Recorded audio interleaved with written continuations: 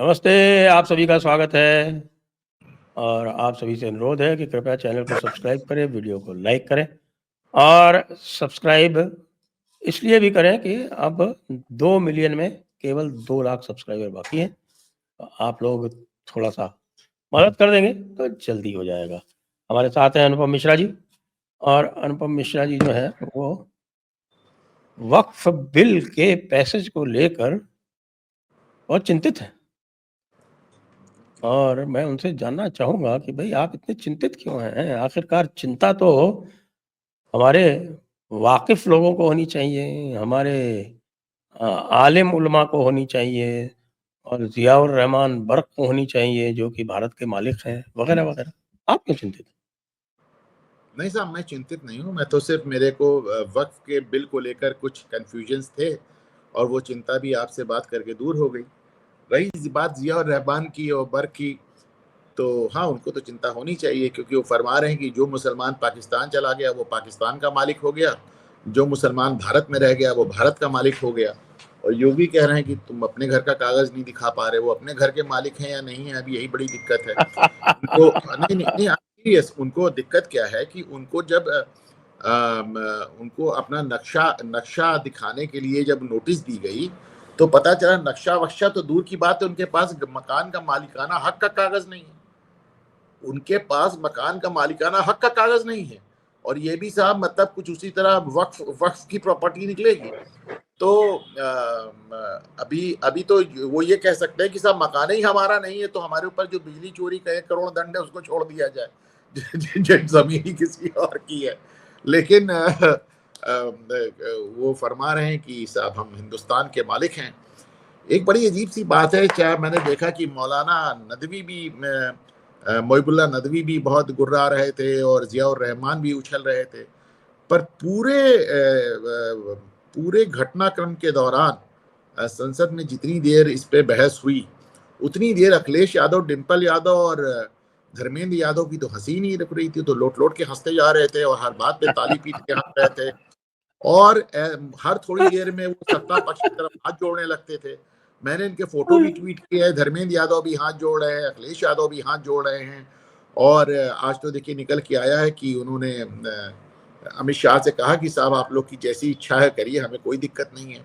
मुझे यही समझ में आता है कि अखिलेश यादव की खुशी का एक ही कारण हो सकता है कि साहब वक्फ बिल से घबराया वह मुसलमान बड़े पुख्ता तरीके से सपा के बाड़े में वापस कैद हो जाएगा और फिर कहीं नहीं जाएगा। तो और तो मुझे उनकी खुशी का कोई कारण नज़र नहीं आ रहा है। हाँ, बल्कि वक्फ से बड़ी अगर उनको एक कोई वक्फ से भी ज़्यादा बड़ी उनको कोई झटके वाली खबर लगी संसद में, तो वो तब लगी जब उन्होंने अमित शाह को ललकारा कि अरे कुछ योगी पे बोलिए, तो उन्होंने कह दिया योगी जी रिपीट होने जा रहे हैं। तो अब वो तो वो तो एक इनके लिए इससे बुरी खबर तो नहीं हो सकती ना कि योगी जी रिपीट होने जा रहे हैं। जिसको वो माफिया कह रहे हैं, तो क्या कह रहे हैं, तो क्या कह रहे हैं और अजीब-अजीब आरोप लगा रहे हैं और ऐसा कोई दिन नहीं जाता जब वो योगी पर प्रहार ना करें। तो उनको देश का अच्छा बहुत ढेर सारे यूट्यूब चैनल्स और बहुत ढेर सारे पत्रकारों का धंधा इसी बात से चल रहा था, जो रोज के हिसाब से वो पत्रा देख के बताते थे कि योगी कब जा रहे हैं, अमित शाह उनको कब हटा रहे हैं। अब ऐसे में अमित शाह का संसद में इस तरह का कहना कि योगी रिपीट हो रहे हैं, बहुत लोग की तो रोजी-रोटी पे संकट आ गया साहब। दुःख की बात है, ऐसा नहीं करना चाहिए था अमित शाह जी को। कम से कम बहुत सारे लोगों का तो धंधा ही इसी के ऊपर चल रहा है, आपको धंधा पता है है। तो धंधा है। धंधा है, वो आपके दीपक शर्मा और अजीत अंजुम और 4 पीएम इनका तो काम ही है। अगर ये हर तीसरे चौथे ये ना करें, तो इनके कोई आता ही नहीं है। तो ये तो बड़ी दिक्कत होगी। ये बहुत मैं थोड़ा-सा सॉफ्ट रहना चाहिए अमित शाह जी को ऐसे लोगों के प्रति, आखिरकार उनको भी तो अपना धंधा चलाना है।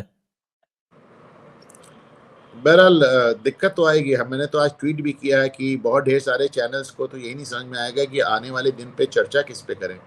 रोज़ के हिसाब से यही चर्चा होती थी योगी की उल्टी की। मैं अक्सर कहता हूँ कि योगी 8 साल से मुख्यमंत्री है और साढ़े 7 साल से ये खबर चल रही क्यों जा रहे हैं।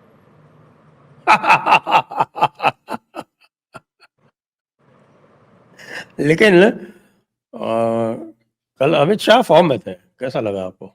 तो डेफ़िनेटली ज़माने बाद थे। बहुत और बहुत जब मोहिबुल्लाह नकवी ने कहा कि हम इसको नहीं मानेंगे, तो उसमें उन्होंने जिस तरह कहा कि कुछ अल्पसंख्यकों का कहना है कि नहीं मानेंगे। अरे मानेंगे कैसे नहीं? संसद का कानून है, मानना तो सबको पड़ेगा। तो वो उनका एक जो एक तरीका था, या फिर अखिलेश यादव को जैसे उन्होंने कहा योगी रिपीट हो रहे हैं, या फिर अखिलेश ने उनको एक ऐसा फुल टॉस दे दिया जिसपे उन्होंने पूरे विपक्ष पे छक्का मार दिया। अखिलेश ने कह दिया साहब आप अपना अध्यक्ष नहीं तय कर पा रहे। उन्होंने कहा हमारे अलावा आप सब लोग जितने लोग बैठे हो सारे अध्यक्ष एक परिवार से आ रहे हैं, चाहे वो स्टालिन की सरकार हो, चाहे वो स्टालिन की पार्टी हो, ममता की पार्टी हो, लालू की पार्टी हो, अखिलेश की पार्टी हो, मतलब जितनी पार्टियां हैं सब में एक, उन्होंने कहा 2-4 लोगों के बीच से अध्यक्ष आता है। यहाँ तो साहब 13 करोड़ लोगों को तय करना है कि अध्यक्ष कौन होगा, समय तो लगेगा। ऐसा फुल टॉस दे दिया उन्होंने। अच्छा मजेदार बात है कि उन्होंने अखिलेश यादव को बड़े व्यंग्यात्मक लहजे में कहा कि आप तो 25 साल अध्यक्ष बने रहेंगे। अखिलेश यादव इतना गदगद हो गए कि इस पे वो दोनों हाथ जोड़ के गृह मंत्री के आगे नतमस्तक हो गए। उन्होंने आशीर्वाद की तरफ दिया इसको। That was very funny. ऐसा लग रहा था कि इसको क्या हो गया। मतलब he did not get the satire. उन्होंने से हाथ जोड़ के आशीर्वाद की तरह लिया उनको। वैसे आपके हिसाब से पूरे जो डिबेट में आपको क्या हाइलाइट्स क्या लगी ये बताइए। अगर साहब मैं हाइलाइट्स पे आऊं तो मोटी मोटी 3-4 हाइलाइट्स मेरी नजर पे हैं। कल मैंने अपने उस पे घूमता है ना इस पे बाकायदा हाईलाइट पे शो किया था, जबकि बहस समाप्त भी नहीं हुई थी। पहली हाईलाइट मुझे लगता है किरण रिजिजू का एक बहुत जबरदस्त ओपनिंग भाषण, बहुत ही शानदार। 58 मिनट का था, तकरीबन 1 घंटे का, और गैर हिंदी भाषी होते हुए भी उन्होंने नहीं, वो साहब गैर हिंदी भाषी नहीं है। आप अरुणाचल गए नहीं है लगता। अरुणाचल में आराम से हिंदी पढ़ाई जाती है।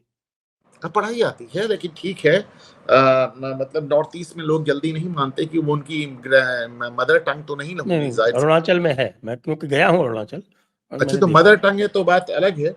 लेकिन इतना जबरदस्त उन्होंने भाषण भी दिया। और 2 बातें उनकी जो मुझे बहुत पसंद आई, जैसे उन्होंने कहा कि अगर ये देश आज भी धर्मनिरपेक्ष है तो इसलिए क्योंकि हिंदू धर्मनिरपेक्ष है। और दूसरी बात, जब वो वक्फ के योगदान पे चर्चा कर रहे थे कि वक्फ ने कहाँ-कहाँ प्रॉपर्टी कब्जा कर ली, तो किरण रिजिजू ने कहा जब दुनिया में कोई धर्म ही नहीं था सनातन के अलावा, और उस दौरान जो मंदिर बने उन पे भी वक्फ अपना कब्जा बता रहा है, इससे बड़ी विसंगति क्या होगी। बहुत बड़ी बात थी सर, बहुत बड़ी बात थी किरण रिजिजू। तीसरी, अच्छा किरण रिजिजू बहुत ही आर्टिकुलेट, बहुत ही पढ़ने लिखने वाले और बहुत कायदे में जो है। मैंने ट्विटर पे इनका एक ट्वीट रिट्वीट किया था, उसमें वो जयराम रमेश जो इस समय कांग्रेस के चाणक्य बने हुए हैं, उन्होंने एक ट्वीट किया था कि महाराजा हरि सिंह की गलती से कश्मीर हाथ से निकल गया क्योंकि वो विलय पे कोई अपना दिमाग नहीं बना पाए। तो उसमें किरण रिजिजू ने उनके ट्वीट को पढ़ के रीट्वीट करते हुए कहा कि साहब मेरी बात तो आप नहीं मानेंगे, संसद के रिकॉर्ड से मैं निकाल के जवाहरलाल नेहरू के भाषण के अंश प्रस्तुत कर रहा हूं जो उन्होंने संसद में भाषण दिया। और उसमें नेहरू जी कह रहे हैं कि हरि सिंह तो मेरे पीछे 1946 से ही पड़े थे कि कश्मीर मिला लो, कश्मीर मिला लो। मैं उनको भगाता रहा, 3 बार मैंने उनको भगा दिया। मैं तो 1947 के एंड में मैं तो पाकिस्तान के हमले के बाद भी कश्मीर भारत में विलय नहीं होने देता। वो तो सरदार पटेल का इतना दबाव था। उन्होंने पूरा नेहरू के भाषणों को निकाल के उद्धत करके सामने उसको उसका स्क्रीनशॉट लगा दिया। अब उसके बाद जयराम रमेश गायब हो गए, चाणक्य जी। तो काफी पढ़ने लिखने वाले और बहुत ही आर्टिकुलेट आदमी है, मुझे उनके भाषण पसंद आते हैं। कल तो ही वाज ऑन फायर। उन्होंने बल्कि जैसे वो गौरव गोगोई ने इस तरह की बातें की कि आप फर्जी बातें करते हैं। अरे भाई वक्फ में पहले भी महिलाएं रही, क्या कितनी महिलाएं रही? 100 साल में 8 महिलाएं। अरे अब तो 2 महिला परमानेंट रहेगी, मैंने इंतजाम कर दिया। फिर जैसे गौरव गोगोई ने कहा नहीं हाई कोर्ट आप पहले भी जा सकते थे, तो कहा कि रिट और अपील के बीच में अंतर नहीं मालूम क्या गौरव गोगोई आपको कि रिट क्या होती है और अपील क्या? बड़ा अच्छा साहब उनका बिल्कुल, भाषण भी बड़ा बिल्कुल, शानदार था, उनका वो रिजॉइंडर भी तो बड़ा। वो तो कानून समझते हैं ना, लॉ मिनिस्टर भी रहे हैं, कानून समझते हाँ हैं वो। लॉ मिनिस्टर रहे रिट हैं। और अरे अपील के बीच में अंतर जो कानून समझता है वही बता पाएगा। अरे नहीं नहीं नहीं, रिट और अपील के बीच में अंतर मैं समझता हूँ कि आम मुद्दे भी बता पाएगा जिसका कानून से जरा भी पाला पड़ा हो। अब हर रिट आदमी तो जान, साहब प्योर अपील डिस्क्रिप्शन अपील है, तो रिट तो अपील आपका हक है, अपील आपका हाँ, हक है। और बिल्कुल। रिट पूरी तरह से न्यायालय के मूड ऑफ द डे पे डिपेंड करती है। तो हाँ, मूड ऑफ द उन डे, दोनों, बिल्कुल सही बात हाँ कही आप। तो इन दोनों में अच्छा ये बात बाद में अमित शाह ने भी कही। दूसरा जो मुझे इसका हाईलाइट नजर आया, ऑफ कोर्स जिसके बारे में हम बात कर रहे थे कि अमित शाह तो इस तरह फायर पे थे जैसे कि अमित शाह के कान में जाने से पहले मोदी जी ने फूंक दिया था कि अब तुम्हारे हवाले वतन साथियों, मैं तो चला बैंकॉक। ये भी बड़ी अजीब बात थी। पहले संसद चलती थी, मोदी संसद में रहते थे, राहुल गांधी बैंकॉक में रहते थे। आज राहुल गांधी संसद में थे, वो मोदी बैंकॉक। और शायद इसी बात से राहुल गांधी इतना खिन्न थे कि वो संसद में बोले ही नहीं। और रात में जब उनकी अपनी पार्टी के वरिष्ठ सांसद शशि थरूर बोल रहे थे तो बीच से उठ के चले गए। उनका मूड खराब हो गया, उन्हें पता चला मोदी जी बैंकॉक में लैंड कर गए तो यहाँ से निकल गए। तो उनका इतना मूड खराब हो गया। तो अमित शाह के हम लोग बात भी कर रहे थे कि साहब चूंकि उन्हें मालूम था कि मोदी है नहीं, पूरा फ्लोर मैनेजमेंट भी उनका है और बहस भी उनको, लीड भी उनको लेनी है।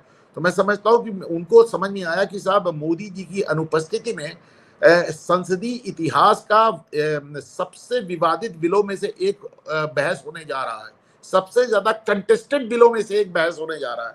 तो ऐसे में उन्होंने इस बात को साबित करने में कोई कोर कसर नहीं छोड़ी कि मोदी जी के अभाव में या मोदी जी के न रहने पर वो संसद बहुत अच्छी तरह से मैनेज कर सकते हैं और इतना महत्वपूर्ण बिल बहुत अच्छी से पारित करा सकते हैं।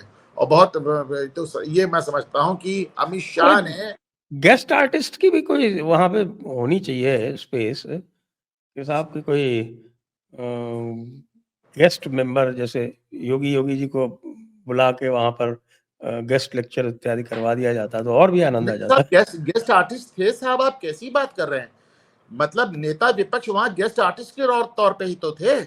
जब पूरा आधी से ज्यादा बहस गुजर गई तो नेता विपक्ष आकर बैठे और वो स्वेट पैंट्स पहने हुए थे, स्नीकर्स पहने हुए थे, पैंट नीचे से मोड़े हुए थे। वो जो मेरे ख्याल से वो मुस्लिम समुदाय के साथ अपनी प्रतिबद्धता जताने के लिए जैसे वो छोटा पैजामा पहना जाता है वैसे स्वेट पैंट, वो बड़े भाई का कुर्ता छोटे भाई का पैजामा, हाँ, तो उसी तरह वो स्वेट पैंट पहने हुए थे जिसको नीचे से उन्होंने इस तरह मोड़ा हुआ था, लग रहा था जैसे वो पानी या कीचड़ में जा रहे हैं और स्नीकर्स पहन के चले आए थे। मैंने हफ्ते भर पहले ही ट्वीट किया था कि राहुल गांधी को अगर समय पे नहीं रोका गया तो कुछ दिन में हाफ पैंट पे नजर आएंगे। तो आधा तो वहां तक पहुंच ही चुके हैं संसद में। दूसरी बात, जब आ भी गए तो उन्होंने कुछ बोलना उचित नहीं समझा। किरण रिजिजू उनको लगातार टॉन्ट भी कर रहे थे कि भैया केरल में क्या मुंह दिखाओगे, केरल का पूरा चर्च इस बिल के समर्थन में खड़ा हुआ है।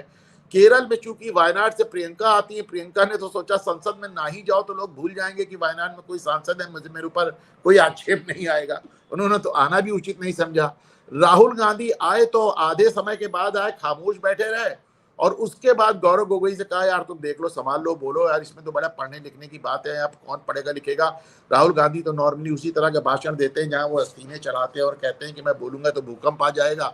बल्कि इसके लिए एक जबरदस्त मीम भी चल रहा है कि लगता है पिछली बार ये इन्होंने वियतनाम में कुछ बोल दिया था, जाके देखे वहां भूकंप आ गया। तो अब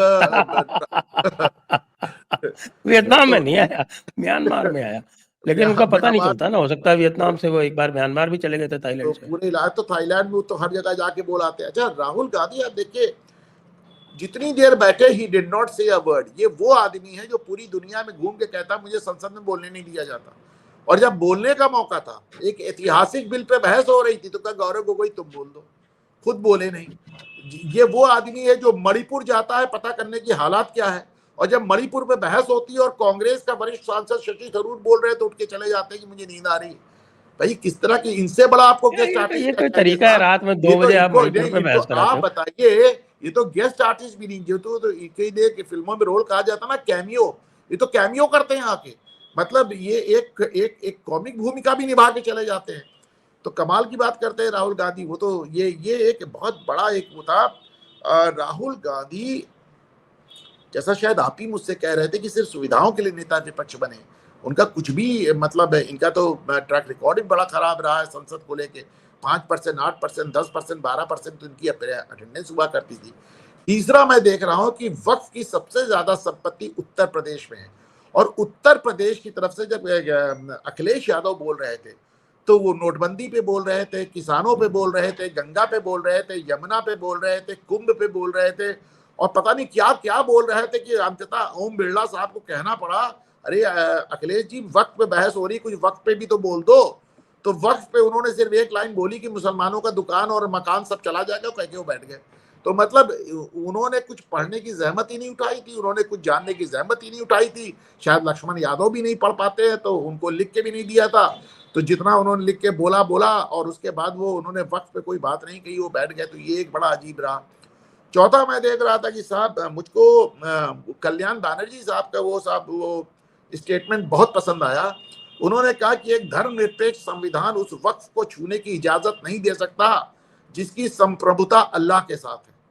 मतलब ये तो साहब ये तो पाकिस्तान का कॉन्स्टिट्यूशन है। मतलब does he even know what is talking about? है मतलब एक धर्मनिरपेक्ष संविधान अल्लाह के दिए हुए अधिकार को कच्ची हुए क्या बोल क्या रहे हैं? है मतलब और समझे नहीं आप जो है वो बिना उनको कसूरवार ठहरा रहे हैं। देखिए साहब उन्होंने पाकिस्तान का संविधान पढ़ा है। पाकिस्तान का संविधान कैसे स्टार्ट होता है? पाकिस्तान का संविधान कहता है कि the sovereignty of the universe rest with the Allah almighty. ये उसका आरंभिक शब्द है। और ये झगड़ा हुआ था, मैंने अपनी किताब में काफ़ी विस्तार से लिखा है, जब इन्होंने अपना ऑब्जेक्टिव्स रेज़ोल्यूशन जब पास किया था, उसमें भी यही लिख दिया था। उसके पहले तो जिन्ना सेक्युलरिज़्म की बात किया करता था। उसके बाद जो है वो जिन्ना के टाइम पे ही ऑब्जेक्टिव्स रेज़ोल्यूशन पास हुआ था, उसमें उन्होंने लिख दिया था। तो अब अगर उसमें से पढ़ दिया कल्याण बनर्जी ने, तो साहब ऐसी क्या बात है? हुसैन हक्कानी ने मैग्निफिसेंट डिलीजन्स के बाद एक किताब और लिखी और उन्होंने कहा कि वैसे तो the sovereignty of Pakistan rest with Allah, लेकिन it has been successfully shared by army in America also. In fact उन्होंने अपनी किताब का नाम ही रखा अल्लाह आर्मी इन अमेरिका करके, कुछ उनका एक किताब का नाम। अल्लाह आर्मी इन अमेरिका, यही है किताब का नाम। हाँ तो मैं देख रहा था कि वहां तो सोवरेनिटी जितनी अल्लाह के पास उससे ज्यादा आर्मी के पास है, उससे ज्यादा अमेरिका के पास है। तो वहां तो पाकिस्तान की बात तो जाना ही नहीं। तो ये एक मुझे ये इनका बहुत अजीब लगा, इनका स्टैंड, मैं क्या कहूँ। दूसरे मैं देख रहा था कि जो समाजवादी पार्टी के मुस्लिम सांसद थे मोहिबुल्लाह नदवी और जियाउर रहमान, वो अखिलेश यादव अपने नेता की बयानबाजी, मतलब जो उन्होंने देखा कि जिस तरह का उनका हंसी ठिठोली, बार बार अमित शाह को, बार बार रिज्जू को, बार बार सत्ता पक्ष को हाथ जोड़ना, हंस के लोटपोट हो जाना, वक्फ पे दो शब्द भी ना बोलना, मुझे वो बहुत ही निराश नजर आए। और जिया और रहमान और मोहिबुल्लाह नदवी की भाषण में जो थोड़ी तलखी नजर आई, वो सरकार के प्रति कम और अपने नेता के प्रति निराशा से ज्यादा थी। उन्हें लगा कि हमारे नेता ने तो कुछ बोला ही नहीं। फिर आप फाइनली आती है बात ओवैसी पर। ओवैसी ने यूं तो भाई वो 10 साल से हर बात का विरोध कर रहे हैं, लेकिन पहली बार ये बिल फाड़ के उन्होंने बता दिया है कि उनके ऊपर जो 3000 करोड़ रुपए की वक्फ की संपत्ति हड़पने का आरोप है, उसमें कुछ कुछ सत्यता प्रतीत हो रही है। क्योंकि ये मामला इस बार राजनीतिक ना होकर ओवैसी के लिए बहुत व्यक्तिगत नजर आने लगा, जिस तरह का। अच्छा, सिर्फ उन्होंने इतना ही नहीं किया, वो बिल फाड़ने के बाद वॉकआउट भी कर गए। तो ये ओवैसी राहुल गांधी आ गए थे। ओवैसी राहुल गांधी वोटिंग के टाइम वापस आ गए थे वो। हाँ, वो नहीं तो फिर होता ना कि आप तो अकाउंट कर गए, आपने वोट नहीं डाला। वो अच्छा, फिर मुझको एक बड़ा मजेदार स्टेटमेंट उनका भी लगा, साहब अरविंद सामंत का, जो पूरा भाषण देगा और संसद में कोई समझ नहीं पाया कि किसके पक्ष में और किसके विरोध में। अंततः रिजिजू ने उनसे पूछा कि अरे सामंत साहब, ये तो बता दीजिए कि आप बिल के पक्ष में कि खिलाफ। सामंत ने उसका भी जवाब देने से इनकार कर दिया। ये दिखाता है कि उद्धव ठाकरे और उनकी पार्टी किस तरह वैचारिक स्तर पे पूर्ण शून्यता को प्राप्त हो चुकी है, जो कि संसद में यही नहीं बताने को तैयार है कि हम बिल के पक्ष में है कि बिल के खिलाफ। तो ये मेरी समझ में कल संसद की हाइलाइट्स थे सर। वो तो है, लेकिन कुछ और भी हाइलाइट्स थी। वो अमित शाह जी ने और भी कई बातें कही। उन्होंने तो धर्मांतरण की भी बात कह डाली। अब आगे क्या संकेत है? अब ये तमाम लोगों का कहना है कि धर्मांतरण वाला जो उनका स्टेटमेंट था वो काफी तीखा था और उसको हल्के में नहीं लिया जाना चाहिए। चूंकि कॉन्करेंट लिस्ट की बात है तो कोई बड़ी बात नहीं, केंद्र सरकार इस पर भी कोई एक आने वाले समय पे एक कानून लेकर आए धर्मांतरण। क्योंकि जैसा कि आप देख रहे हैं, धर्मांतरण हैज बीन एन इशू। जैसा उन्होंने बहुत सही पॉइंट आउट किया कि भैया हम तो अब बना रहे हैं, शुरुआत में तो कांग्रेस गवर्नमेंट इसके खिलाफ कानून बनाती आई है, तो अगर हम बना रहे हैं तो कौन सी बड़ी बात गलत कह रहे हैं। तो कोई बड़ी बात नहीं कि केंद्र सरकार इस पे भी कानून। वैसे भी आप एक बात और समझिए ना, मोदी सरकार के सामने एक एग्जिस्टेंशियल क्राइसिस है। वो अपना, उनको जितने वादे थे तकरीबन पूरे सब, उनकी पूरी वादा वाला जो उनका ब्रोशर था वो एकदम साफ होता चला जा रहा है। राम मंदिर बन गया, 370 हट गया, CAA आ गया, NRC लागू होने लगा, और अब तो वक्फ बिल भी संशोधित हो रहा है। तो अब क्या बचा, क्या ले दे कि धर्मांतरण पे ही तो हाथ लगाना पड़ेगा साहब। हाँ, अभी देखिए प्लेसेस ऑफ वर्शिप एक्ट, आपने एक चीज नोटिस की या नहीं की? प्लेसेस ऑफ वर्शिप एक्ट का जो सेक्शन 4 सब सेक्शन 2 है, वो प्रोटेक्टेड मॉन्यूमेंट्स को, जो 1904 का एक्ट है और फिर 1958 का एक्ट है, वो दोनों के तहत प्रोटेक्टेड मॉन्यूमेंट्स को प्लेसेस ऑफ वर्शिप एक्ट से जुदा करता है। सर इसमें मैं एक बात जोड़ूंगा। ये आज नहीं, कई साल से मैं विष्णु जैन से कह रहा हूं, आप पूछिएगा। सबसे पहले मैंने इस बात को ट्वीट किया था आज से 5 साल पहले। मैंने कहा था कि साहब 2 बातें हैं इसमें। पहली बात, प्लेसेस ऑफ वर्शिप एक्ट किसी भी प्रॉपर्टी पे लागू नहीं होता जिसपे जो प्रोटेक्टेड मॉन्यूमेंट एक्ट को, जिसको सामान्य भाषा में एएसआई एक्ट कहते हैं, तो एएसआई एक्ट जिसपे भी लागू है उसपे प्लेसेस ऑफ वर्शिप लागू नहीं होता। अब इसका एक और भी करोलरी है सर। अब सवाल है कि एएसआई एक्ट किस पे लागू होता है, वो पढ़िए तो और मजा आ जाता है। एएसआई एक्ट हर उस बिल्डिंग पे लागू होता है जो 100 साल पुरानी है, जिसकी कोई धार्मिक, ऐतिहासिक या कल्चरल वैल्यू है। इसके बाद तो केवल हमारा अपना घर बचता है सर। आप सोचिए ना, तो एएसआई एक्ट आप इसको समझे, फिर समझिए। इसका मतलब हमारे गांव वाला जो घर है वो एएसआई में वो तो प्रोटेक्टेड हो जाएगा, तो उसकी कल्चरल वैल्यू आ जाएगी। आप समझिए ना। तो हाँ बिल्कुल बिल्कुल, किसी भी हम वहाँ जगह पे बड़ा भजन और रथ जगह करते रहे हैं और अरे खंड तो रामायण कई करते तरह से रहे वहाँ पे। प्रोटेक्टेड है भाई। एएसआई एक्ट कहता है कोई भी इमारत या कोई भी जगह यदि 100 साल पुरानी है, उसकी कोई धार्मिक वैल्यू है, उसकी कोई ऐतिहासिक वैल्यू है, उसकी कोई सांस्कृतिक वैल्यू है, उसकी कोई कल्चरल वैल्यू है, तो फिर वो एएसआई एक्ट उस पर लागू हो सकता है। तो कुल मिला के देश में 99.99% जगह एएसआई एक्ट लागू हो जाएगा, और एएसआई एक्ट जिस पे लागू, उस पे प्लेसेस ऑफ वर्शिप एक्ट नहीं लागू होगा। मैं बहुत ईमानदारी से मानता हूं साहब, और ये भी बात मैंने लिखी है, मैं बहुत ईमानदारी से मानता हूं कि नरसिम्हा राव ने जान के ये शरारत की। उन्होंने एक ऐसा एक्ट बनाया जिसको उन्हें मालूम था कि एक बार उन कांग्रेस गवर्नमेंट चली जाएगी तो किसी पे लागू नहीं होगा। ये उन्होंने जान के ये शरारत की। क्या उनको नहीं मालूम थी कि साहब वो एसआई एक्ट से कवर नहीं हो रहा है, और एसआई एक्ट पे सब कुछ कवर हो जाएगा। बल्कि विष्णु जैन से हमारी कई बार इस पे बहस हुई, तो उन्होंने कहा एसआई। मैंने विष्णु जैन से ये भी कहा था कि उसमें ये भी लिखा हुआ है कि उसी में, 1 मिनट में निकालता हूँ प्लेसेस ऑफ वर्शिप एक्ट का, उसमें आप बिना एएसआई के भी उसको जो है वो एग्जेम्प्ट कर सकते हैं, क्योंकि उसमें ओल्ड बिल्डिंग्स और एंशिएंट बिल्डिंग्स वगैरह सब लिखा हुआ है उसके अंदर। 1 मिनट में इसको निकालता हूँ। Places of worship act, places of worship act special provisions 1991। तो इसका साहब जो ये 4(2) कहाँ गया, हाँ 4(2)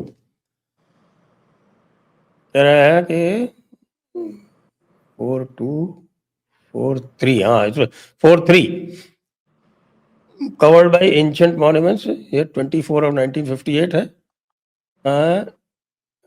any dispute recursion of such place, okay? 1 minute में पढ़ता हूँ इसमें क्या। हाँ, any place of worship referred to in this said subsections which is an ancient and historical monument or an archaeological site or remains covered by Act 24 of 1958। तो साहब ancient historical monument तो सारी हमारे सारे मंदिर हैं साहब। सरकार में विल पावर चाहिए, जिसको चाहे संरक्षित डिक्लेयर कर दे और उस पे प्लेसेस ऑफ वर्शिप एक्ट लागू नहीं होगा। As simple as that. बिना संरक्षित किए हुए भी उसमें लिखा है कि एंशिएंट मॉन्यूमेंट। काशी विश्वनाथ तो एंशिएंट मॉन्यूमेंट है एएसआई एक्ट के हिसाब से। Gyanvapi is an ancient monument. क्या प्रॉब्लम है? देखिए, मेरा ईमानदारी से मानना है कि इस एक्ट में लूप होल्स, नरसिम्हा राव ने पर्याप्त लूप होल्स छोड़े थे।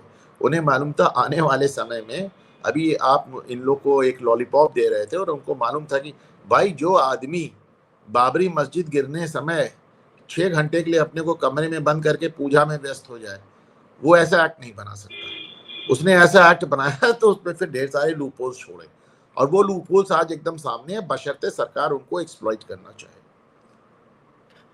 अभी तो मुझे लगता है कि अभी तक तो कह रहे थे ये शायद एक-एक करके करना चाहते हैं, तभी तो प्लेसेस ऑफ वर्शिप एक्ट नहीं छुआ। और मंदिर वाला जो है वो तो बहुत ही अनफॉर्चुनेट हुआ, पता नहीं आपको ध्यान है कि नहीं है? कि आपके जो एंडाउमेंट एक्ट्स के विरुद्ध जो आंध्रा, आपके तमिलनाडु, कर्नाटका वगैरह से जो सारी रिट्स चल रही थी यहाँ पे सुप्रीम कोर्ट में 2012 से 13 साल के बाद सेंट्रल गवर्नमेंट ने उनको सपोर्ट नहीं किया और उनको जो है वो वापस भेज दिया गया कि आप जाइए फिर से शुरू कीजिए हाई कोर्ट से आफ्टर 13 इयर्स। भाई प्लेसेस ऑफ वर्शिप एक्ट में भी 3 साल से सेंट्रल गवर्नमेंट एफिडेविट नहीं लगा रही है, जवाब नहीं दाखिल कर रही। 5 साल से सर, 5 साल से I am an intervener in that application. तो इन दैट लिटिगेशन मैं इंटरवीनर हूँ। तो अब बताइए ना, इसका क्या जवाब है अगर केंद्र सरकार ही इस तरह का रोल अब ये है भाई, ये वाले कि भाई blow hot and blow cold. एक तरफ तो आपने इतना वक्फ एक्ट में इतना बोल्ड एक्शन लिया और हल्ला गुल्ला हुआ, तो आपने लास्ट मोमेंट पे वहाँ पर अमेंडमेंट भी ले आए और उस अमेंडमेंट में जो ASI प्रोटेक्टेड जितनी भी जगह है उनको भी अलग कर दिया वक्फ के परव्यू से, और एक झटके में ताजमहल का जो डिस्प्यूट था वक्फ वाला वो खत्म हो गया, भोजशाला का जो था वक्फ का डिस्प्यूट वो खत्म हो गया, कुतुब मीनार का खत्म हो गया और संभल का खत्म हो गया। अब योगी जी क्या करने वाले?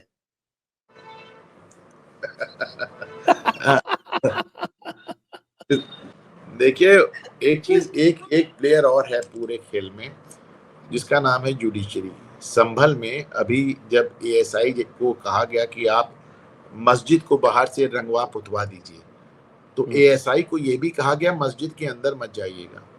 अरे भाई वो 1920 से ASI के कंट्रोल में है, ब्रिटिश टाइम से। कोर्ट ने ऐसा क्यों कहा कि आप मस्जिद के अंदर मत जाइएगा? हकीकत तो ये है कि वहां पे जो मस्जिद के रखवाले हैं, जो मुतवल्ली हैं, जो लोग हैं, उनको कहना चाहिए कि तुम बिना ASI से पूछे अंदर नहीं जाओगे।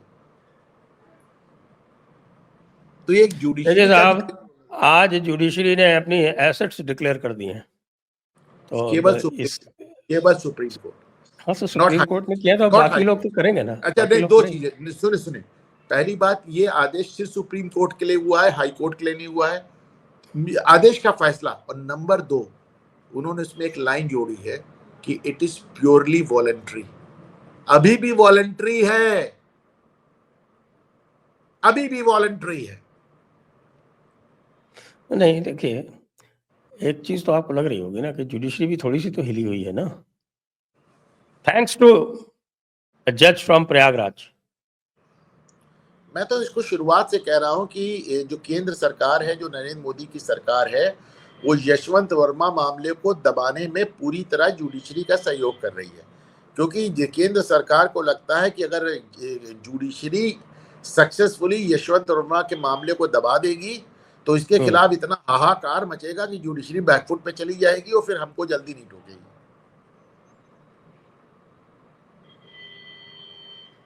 आप इस चीज को you think it is like this seriously? मेरी तो अंदर की इंफॉर्मेशन कुछ और है। नहीं, आप अंदर की इंफॉर्मेशन बता दें, लेकिन मेरा ओपन में नहीं बता सकते अंदर की नहीं क्योंकि मेरे पास अंदर की इंफॉर्मेशन नहीं है, तो मैं दूसरी तरह से कह रहा हूं कि संविधान में जो तीनों अंग हैं इनको बराबर की ताकत है, लेजिस्लेटिव, एग्जीक्यूटिव एंड जुडिशरी। लेकिन वही अंग आगे बढ़ के बोलता है या वही अंग डोमिनेट करता है जिसकी थोड़ी सी मॉरल एज होती है, जिसको नैतिक रूप से थोड़ी सी एज मिली होती है। और नैतिक रूप से जो जुडिशरी जो लगातार जुडिशरी जिस तरह के आदेश कर रही है वो कानून सम्मत बिल्कुल नहीं है, संविधान सम्मत नहीं है, बल्कि they are against the natural law of justice. आप समझिए, अगर आप पूरी दुनिया से कहते हैं ट्रांसपेरेंसी करिए और खुद कहते हैं हम पे RTI नहीं लागू होगा, पूरी दुनिया से कहते हैं कि कैसे अपॉइंटमेंट किया, कैसे प्रमोशन किया बताओ, और कहते हैं हम नहीं बताएंगे, पूरी दुनिया से कहते हैं कि ट्रांसफर का कारण बताओ और कहते हैं हम कुछ नहीं बताएंगे। तो आप इसको समझिए ना, इस बात को, कि उनका अभी तक जो कुछ भी जुडिशरी में हो रहा है it is against the natural law of justice के खिलाफ जा रहा है। उसके बाद भी चल रहा है, इसलिए क्योंकि उनके पास एक मॉरल एज है। मॉरल एज इसलिए है कि लोग एग्जेक्टिव से और लेजिस्लेशन से बहुत निराश हो चुके थे। शाहबानो केस के बाद लगातार सरकार से और पार्लियामेंट से लोग नाराज होते चले गए, और इसी के चलते 1990 के दशक में आपने जो जुडिशियल एक्टिविज्म देखा वो अभी तक कंटिन्यू कर रहा है। तो ये जुडिशियल एक्टिविज्म रोकने के लिए जरूरी है कि जुडिशरी की मॉरल एज या जुडिशरी मॉरली नैतिक रूप से बैकफुट पे चली जाए। अगर यशवंत वर्मा वाले मामले में कुछ नहीं होता तो जुडिशरी डेफिनेटली नैतिक आधार पे पीछे उसको जाने के लिए विवश होना पड़ेगा, और अगर जुडिशरी पीछे हटती है तो जाहिर सी बात है इसका फायदा सरकार और सिर्फ सरकार को। ये आपकी बात में तब मान लेता जब चीफ जस्टिस थे सब्बरवाल साहब, उनके ऊपर कोई मॉरल प्रेशर पड़ा होता। आपको पूरा किस्सा ध्यान है? देखिए समय बहुत बदल गया है। मैं जिस बार तरह से उन्होंने नहीं, सीलिंग और अनसीलिंग में और उनके बेटों ने उसमें पैसे बनाए थे, वो याद कीजिए जरा। नहीं वो मुझे सब याद है कि बात समझिए। जस्टिस निर्मल यादव वाला मामला 17 साल तक निर्मल यादव का बाल बांका नहीं हुआ, और निर्मल यादव बड़े आराम से रिटायर भी कर गए और अंततः उनके खिलाफ मुकदमा डिसमिस हो गया। लेकिन जस्टिस यशवंत वर्मा वाले मामले में एकदम आसमान फट पड़ा। एक कारण है साहब, 17 साल में सोशल मीडिया एक बहुत बड़ी लीडिंग ताकत आ गई है। यानी निर्मल यादव वाला जो मामला हुआ तो उस समय अगर सोशल मीडिया होता तो क्या निर्मल यादव उस तरह बाइज्जत रिटायर हो पाती? नहीं हो पाती। आज देखें यशवंत वर्मा, जो लड़का मेरे साथ मेरे स्कूल में पढ़ा, जिसने इस इलाहाबाद हाई कोर्ट में प्रैक्टिस की जिंदगी भर, जो इलाहाबाद हाई कोर्ट में जज बना, यहाँ पे इलाहाबाद हाई कोर्ट में बार में एक आदमी ऐसा नहीं होगा जो यशवंत के साथ चला उठा बैठा काम नहीं किया होगा। वही हाई कोर्ट बार आज कह रहा है यशवंत वर्मा को इलाहाबाद हाई कोर्ट घुसने नहीं देंगे। अभी भी? अरे भाई आप कह रहे हैं कि हम शपथ ग्रहण का बहिष्कार, जुडिशियल काम उनको ऐसे भी नहीं मिल रहा है। शपथ ग्रहण का बहिष्कार हो रहा है तो कुल मिला के बगल में उनका बंगला, घर पे ही तो रहेंगे और कहाँ रहेंगे। हाँ ठीक है, सैलरी मिलेगी, सैलरी तो कहीं नहीं गई ना, सैलरी सुविधाएं सब तो मिलेगा ना, अर्दली सब कुछ चपरासी मिलेगा, सब होगा। कुछ भी कमी नहीं आएगी, सब कुछ मिलेगा। वो आज भी अगर उस फॉरेस्ट रिजर्व में घूमने जाएंगे जहां पे वो 14 की रात को थे, तो उनको फिर स्टेट गेस्ट की तरह ट्रीट किया जाएगा। अच्छा, 14 की रात को वो एक फॉरेस्ट रिजर्व में थे? मैंने तो सुना वो तो भोपाल में कहीं थे, भोपाल के आसपास। जी हाँ, मध्य प्रदेश में। तो हाँ, लेकिन वो आपने वो नहीं बताया जो मैंने सवाल पूछा था। योगी जी प्रयागराज में थे आज थे शायद। आज ही हैं।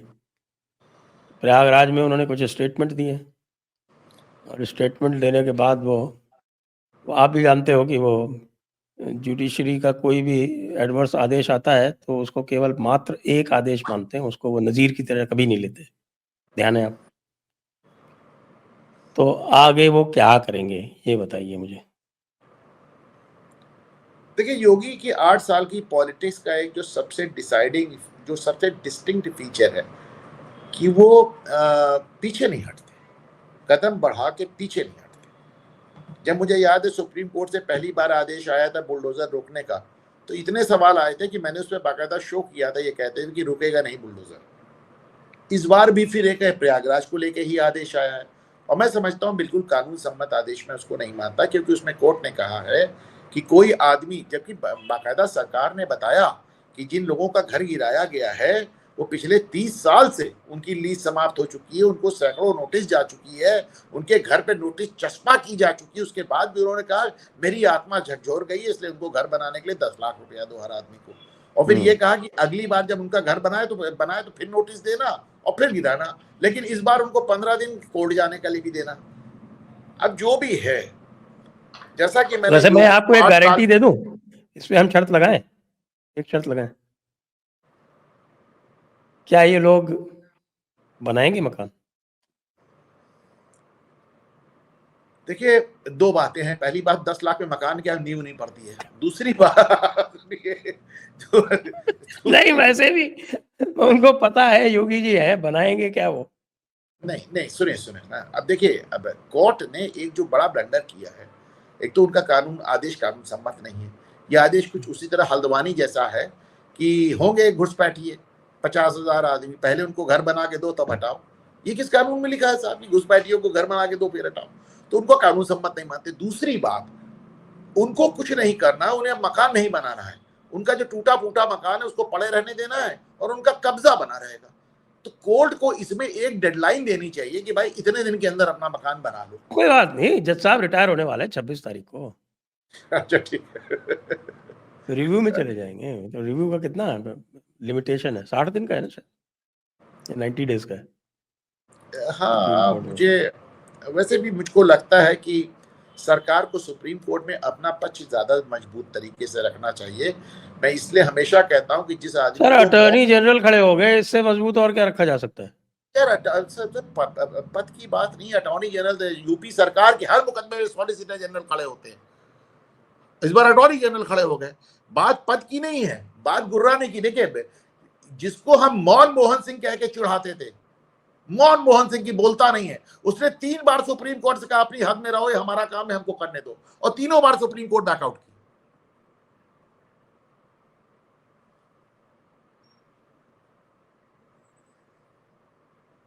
फूड कॉर्पोरेशन ऑफ इंडिया का लाखों टन अनाज सड़ रहा था।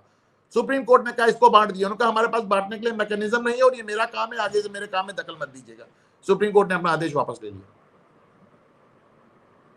मनमोहन सिंह सरकार ने ये किया, जिसको मौन मोहन सिंह कह के चिढ़ाते। वो तो कई बार दिखता है ना, वो भी इसमें भी दिखता है ना कि साहब की वो ममता जी जो है वो 450 किलोमीटर में फेंसिंग की ज़मीन नहीं दे रही हैं। तो जब हम सरकार में आएँगे तब करेंगे। मतलब अरे वो नेशनल तो कह सिक्योरिटी देती की है, इश्यू। वो तो कह देती इस जज का आदेश मैं नहीं मानूंगी, जाओ। वो तो सीधे कह देती। आज तो झटका लगा है उनको, बहुत ज़ोर का झटका हाँ, धीरे से। पहले भी लगा था, रुक गया था, फिर दोबारा लग गया है वही झटका नियुक्तियों को लेकर। हाँ, थोड़ा-सा तो जुडिशरी की जो लेफ्ट लीनिंग टेंडेंसी है, उस पर यशवंत वर्मा जी ने बहुत गहरा प्रहार किया है। ये आपकी बात से मैं सहमत हूँ। 1-2 लोग हैं, वो तो खैर छोड़िए उनको। ऐसे तो अब आप 30-30 जजेस होंगे तो कुछ ना कुछ तो होगा। लेकिन ओवरऑल यदि देखा जाए तो उसपे गहरा धक्का लगा है। ऐसी मेरी अंदर की भी इन्फॉर्मेशन है। मैंने सुना नहीं, सवाल से कट गया आवाज। क्या कहा आपने?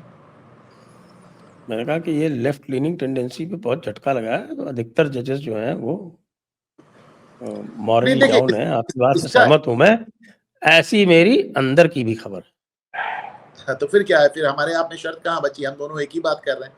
अच्छा, दूसरी बात, मेरा अपना मानना है कि सुप्रीम कोर्ट में इस समय जो भी जज है वो मूलतः ऑन एन एवरेज 62 से 65 वर्ष की आयु का है। तो वो सारे जजेस उस एजुकेशनल सिस्टम के प्रोडक्ट हैं, उस एजुकेशनल सिस्टम के, जो कि सिस्टम ही अपने आप में बड़ा लेफ्ट लीनिंग हुआ करता था। हाँ, अभी जो नए हमारे आप वाला सिस्टम है और क्या। अभी जो नए हाई कोर्ट जजेस आए हैं, उनसे ये आप देखिए, सुप्रीम कोर्ट ने जो अभी आदेश किया 10-10 लाख रुपया वापस देने का, मकान बनवाने का, वही लोग जब हाईकोर्ट गए तो हाईकोर्ट ने भगा दिया था। वही लोगों को हाईकोर्ट ने भगा दिया था। अभी आपने देखा नागपुर में जो मास्टरमाइंड निकला, वो निकला कमलेश तिवारी का हत्यारा। लेकिन वही आदमी जब जमानत के लिए हाईकोर्ट गए तो हाईकोर्ट ने भगा दिया था, सुप्रीम कोर्ट ने जमानत दी। तो सुप्रीम कोर्ट जितने आदेश कर रही है, आप देखिए हाईकोर्ट वो आदेश नहीं कर रही है। तो इसलिए मैं कह रहा हूं कि अभी जो नई ब्रीड ऑफ जजेस हाईकोर्ट्स में नजर आ रही है, उनसे मुझे उम्मीद है। तो आप तो जाते हैं हाई कोर्ट रेगुलरली, तो आपको ज़्यादा ध्यान होगा। मैं तो हाईकोर्ट रेगुलरली अब नहीं जाता, लेकिन हाँ, मुझे हाईकोर्ट की खबर रखती है साहब। वकालत छोड़ दी मैंने। छोड़ दिया आपने, ऐसा क्यों किया? बस हो गया, बहुत हो गया।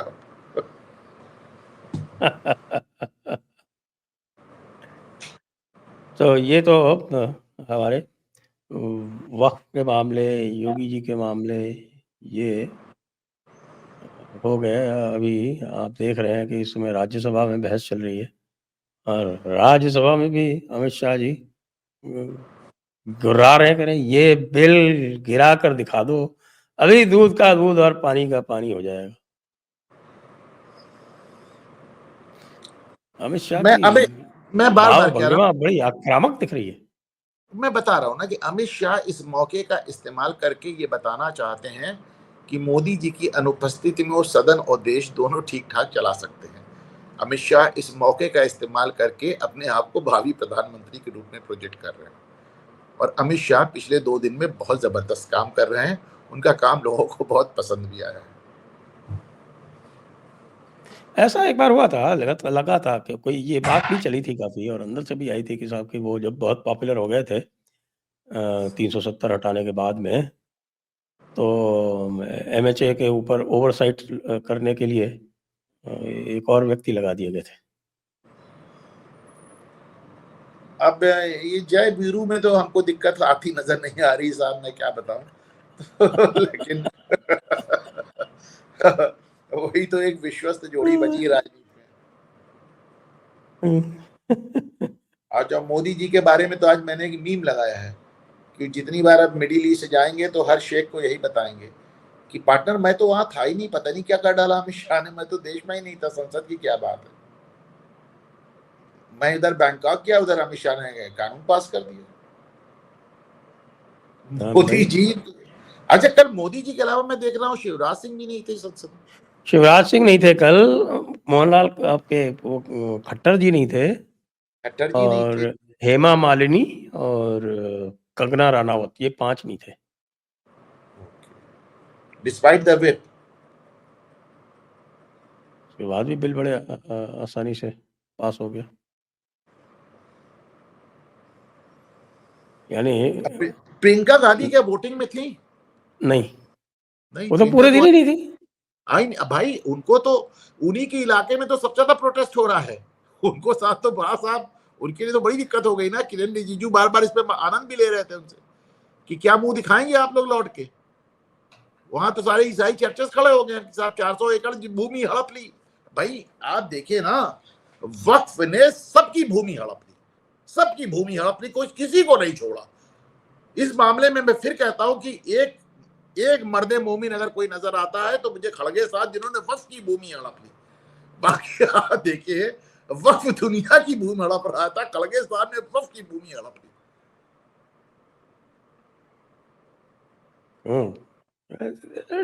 गट चाहिए उनकी, तो संपत्ति पता नहीं एक दिन एक बार सदन में गिनाई थी ना, मोदी जी ने गिनाई थी उनकी संपत्ति पूरी की पूरी। तो आइए अब आज की चर्चा को यहीं पर विराम देते हैं। सभी दर्शकों को बहुत बहुत धन्यवाद, अनुपम जी को भी बहुत बहुत धन्यवाद। जय हिंद, जय भारत, वंदे मातरम। वंदे मातरम।